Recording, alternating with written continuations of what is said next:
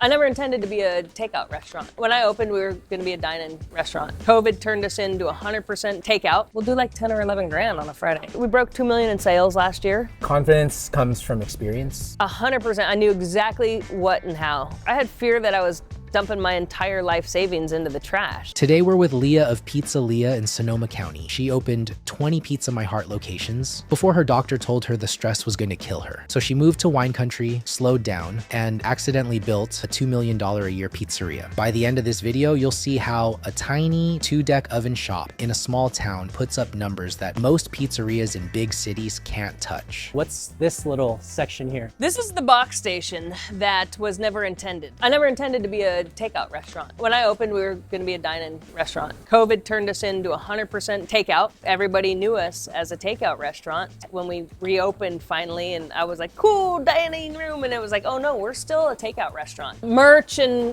trophies and bobbleheads. Cool. Some articles and the best of stuff. We got the best of stuff in the window and the snail of approval in the window as well. The slow food movement started in Italy. Clean, fair, and equitable. This is literally my office is on top of the safe next to the water heater. This is where the magic happens. On a Friday night, the bottleneck is the oven. Because we only have a 2-deck oven over here, we got pies made and we're waiting for a spot in the oven. I'm sure kitchen efficiency It's huge. is huge. Systems up front, communication between the front and the back. But efficiency, communication, systems, and kitchen efficiency make it all go. But efficiency comes down to communication and systems. But to understand how a shop this small puts up numbers like that, you have to understand how Leah got here, and it starts with 20 restaurants that nearly broke her. Like I started making pizzas in 1997, and then I went to culinary school. I moved to Portland, Oregon. I called my buddy Tim. He's like, well, we're opening a Pizza My Heart in San Mateo, and we need a GM. I was like, okay, well, this is too easy. I just bounced around, opened the new restaurants, hired trained staff, trained a GM, and then left and went and did the next one. How many have you opened? 20? How many? Listen, if there's one thing I learned from Pizza My Heart, it's how to flip a pre-existing pizzeria really fast and really easy. When I decided to leave Pizza My Heart, it wasn't about leaving Pizza My Heart. My doctor was about to put me on blood pressure medication. All the stress. All the stress.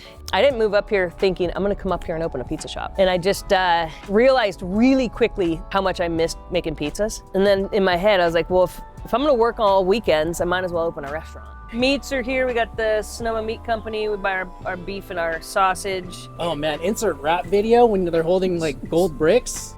Cue Eidref's ad. That's the ad right there. That is the ad. Social proof. Social proof.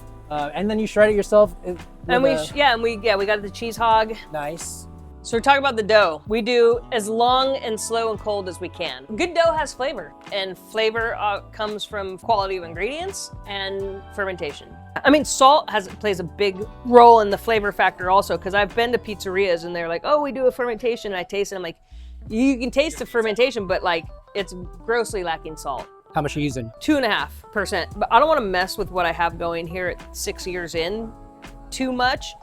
But like I love to experiment and to play around with whole grains and incorporating different grains into my doughs. My pizza formula is a very traditional, very true New York formula. But we manipulate the fermentation and maturation process to get a different outcome. So it's a little bit different, but we've incorporated some of those bread baking techniques in the dough making process and then do a longer bulk fermentation, For the flavor, for the texture. Texture, changes the texture. Still kind of soft and chewy on the inside, but definitely gives like a crispy exterior. These are cooked at a higher temp for a lower time. But we get more of that like crisp, little char in there from the fermentation. That's finished with pecorino romano. I'm making the roux here, which is mozzarella for sure. Mixed mushrooms, cremini and oyster mushrooms that were dry roasted with some salt in the oven. This is roasted fennel. It also has Fontina. For the most part, if it's not coming from California, it's coming from Italy. Little of that Corto olive oil, some fresh thyme on this pie. What was that trick you just did? Little air hit, burst of air underneath to loosen it up, make sure it comes off nice. I call them pan pies here because this is kind of a hybrid Of the two, we do let it rise in the pan. We also hit the heavily oiled bottom the way you would a grandma so that you get a little bit of that fry and crispness. I'm a big fan of par bake.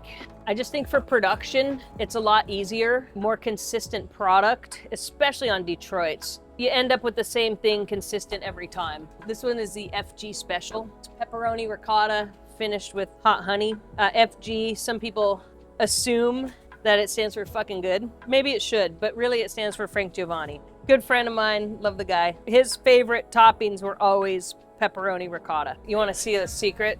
Here's a competition secret. Get a clean towel. If you have too much on the bottom, you take your pizza, put it on here, and clean the bottom if you needed to. We broke 2 million in sales last year. We have 2 slow days in a row, and I'm like, that's it. It's over. Any restaurant owner in any town, no matter how big, no matter how small, they live with this weight on their shoulders 24/7 of paying bills, retaining customers, gaining new customers. You have 20 people's livelihoods in your hands. We gotta have steady flow. You know, I feel good about our customer retention and regulars coming back. We got a real high rating on Google. I think we're like 4.8 on Google. You know, the pizza's also what brings people back. Having the World Pizza Champion stamp, has that helped business at all, if any? I don't know that everybody cares about that sort of thing. Even when you were opening? Yes, you know what? Because it brought in some press, it brought in some PR, exactly. So yeah, that helped. Does the average person who walks in to eat pizza give a shit? Probably not. Owning a restaurant in Sonoma County versus inside the city. Oh, well, you know, you got that small town feel. People know you. People like knowing the restaurant owners. They like being able to go into the restaurant and see the owner working.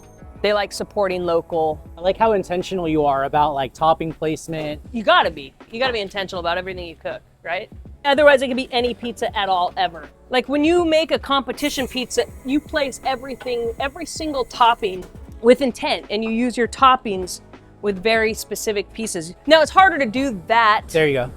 On a Friday night when you're working the line, but that doesn't mean you can't build the pizza with intent and with that standard to look the same. So from 20 Pizza My Hearts to a tiny shop in Sonoma County doing $2 million a year, the lesson from Leah is that intentional beats big every single time. What's good though? Right now, life's pretty good. Listen, I got a beautiful restaurant. I got incredible employees. I feel very lucky. You know, things are good. I'm happy. If you like this, you'll want to see the next episode with Lars of State of Mind, a slice shop also doing $2 million a year. That episode is right here.